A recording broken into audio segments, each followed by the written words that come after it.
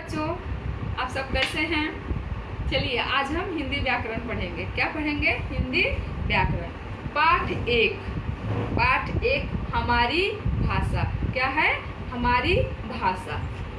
भाषा क्या है? भाषा किसे कहते हैं, आज उसके बारे में हम जानेंगे। भाषा हमारे मन के भावों को अभिव्यक्त करने का एक सशक्त माध्यम है। क्या है? एक जरिया है।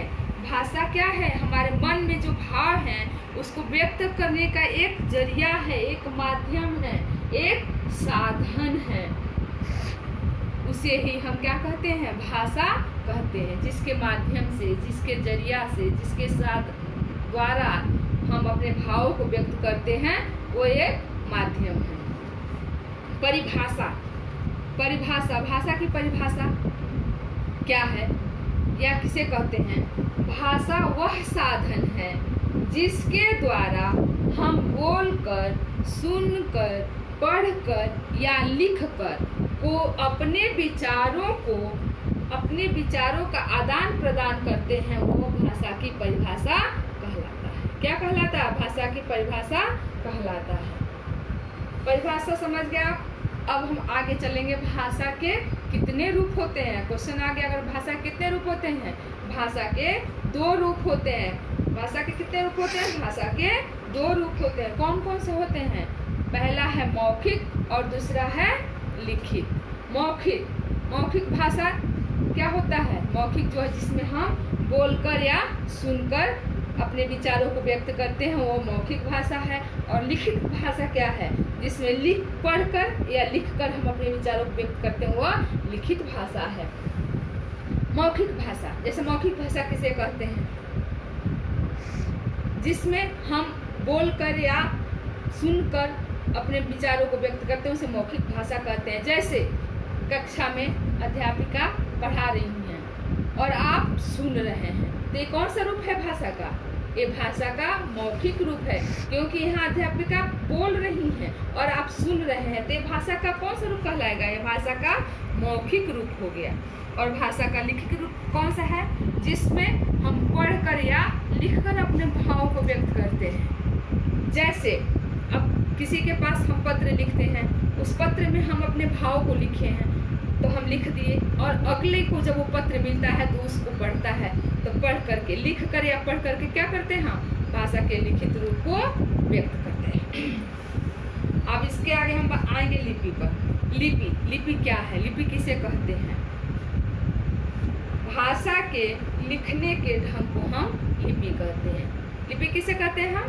भाषा के लिखने के ढंग को हम लिपि कहते हैं। जैसे हिंदी की लिपि अलग है, उर्दू की लिपि अलग है, अंग्रेजी की लिपि अलग है। सभी भाषाओं की लिपि क्या होती है? अलग अलग होती है। एक ही लिपि में सभी भाषा नहीं लिखी जा सकती है, तो हर भाषाओं की लिपि अलग है। हिंदी की लिपि कौन सी है? देवनागरी लिपि है। उसी प्रकार उर्दू लिखने का भी अलग ही उसका लिपि होता है। कौन सा है? फारसी। अंग्रेजी का रोमन। इसी प्रकार हर भाषाओं की अपनी एक लिपि होती है, जिसके माध्यम से हम लिखते हैं, अब उन भाषाओं का ज्ञान प्राप्त करते हैं, उसे हम लिपि कहते हैं।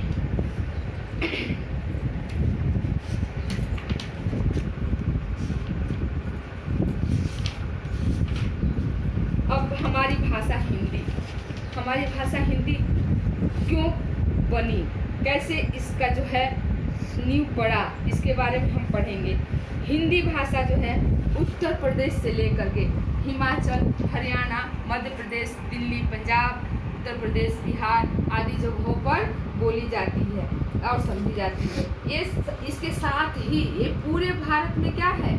संपर्क भाषा के रूप में भी बोली और समझी जाती है। इसीलिए भारत सरकार ने इसको जो है मान्यता दी है। कब इसको मान्यता दी थी भारत सरकार द्वारा? कब इसको मान्यता मिला था? 14 सितंबर 1949 को हिंदी को राजभाषा के रूप में मान्यता दी गई। कब मान्यता दी गई थी? 14 सितंबर 1949 को हिंदी को राजभाषा के रूप में मान्यता दी गई। हिंदी एक वैज्ञानिक भाषा भी है। बोला जाता है कि हिंदी एक वैज्ञानिक भाषा भी है। क्यों ऐसा बोला जाता है? इसलिए ऐसा बोला जाता है कि हिंदी में हम जैसे बोलते हैं वैसे ही हम लिखते भी हैं। उच्चारण करने और लिखने में कोई अंतर नहीं होता है, लेकिन अन्य भाषाओं में ऐसा नहीं है। अंग्रेजी में जैसे हम बोलते हैं वैसे हम लिखते नहीं हैं। जैसे यहाँ दिया हुआ है पाम, यहाँ यल क्या है, लेकिन लिखने का ढंग क्या हो जाएगा,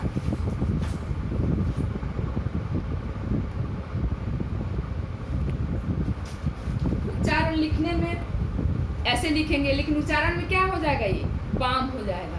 तो ये जो है सही उच्चारण में और लिखने में अंतर है, इसलिए जो है इसको हम वैज्ञानिक भाषा नहीं मान सकते हैं। लेकिन हिंदी में हम जैसा बोलते हैं वैसा ही हम लिखते भी हैं, इसलिए हिंदी को एक वैज्ञानिक भाषा के रूप में जाना जाता है।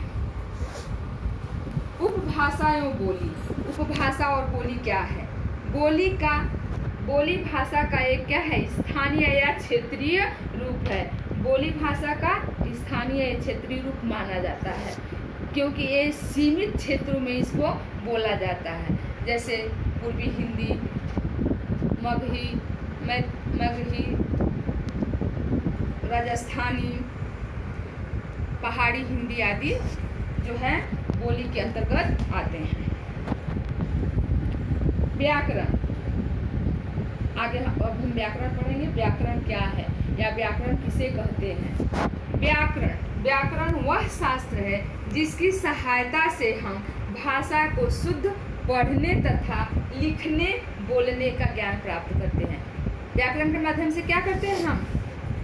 भाषा को शुद्ध लिखने पढ़ने बोलने का ज्ञान प्राप्त करते हैं। और व्याकरण के कितने अंग होते हैं? व्याकरण को जानने के लिए भी व्याकरण के अंग निर्धारित किए गए हैं।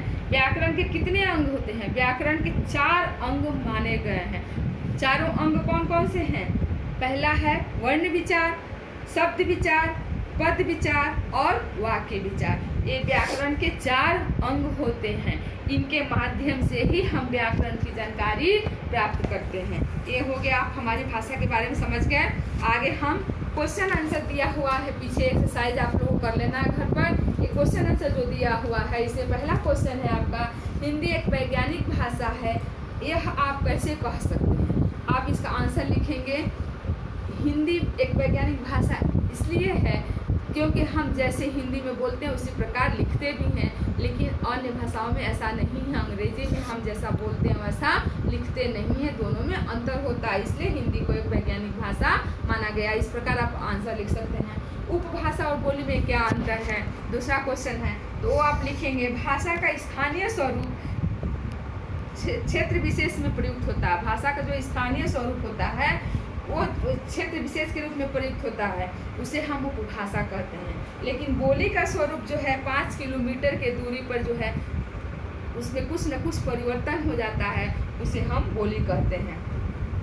इस प्रकार आप लिखेंगे उपभाषा और बोली में अंतर। दूसरा है व्याकरण का क्या काम है? व्याकरण का क्या काम है? व्याकरण के माध्यम से ही तो हम शुद्ध लिखना बोलना पढ़ना सीखते हैं, व्याकरण का ही काम है। ये क्वेश्चन हो गया। अब आप भाषा की समझ दिया हुआ है क्वेश्चन नंबर 2, निम्नलिखित कथनों के सामने सही या गलत लिखिए। ये पढ़ करके आप सही या गलत इसको करके रखेंगे। इन भाषाओं की लिपियाँ क्या हैं, इसे भी आप कर लीजिएगा। सही उत्तर चुनिए, ये भी आप कर लेंगे। मुझे विश्वास है और उम्मीद करती हूँ कि ये पाठ आपको अच्छी तरीके से समझ में आ गया होगा।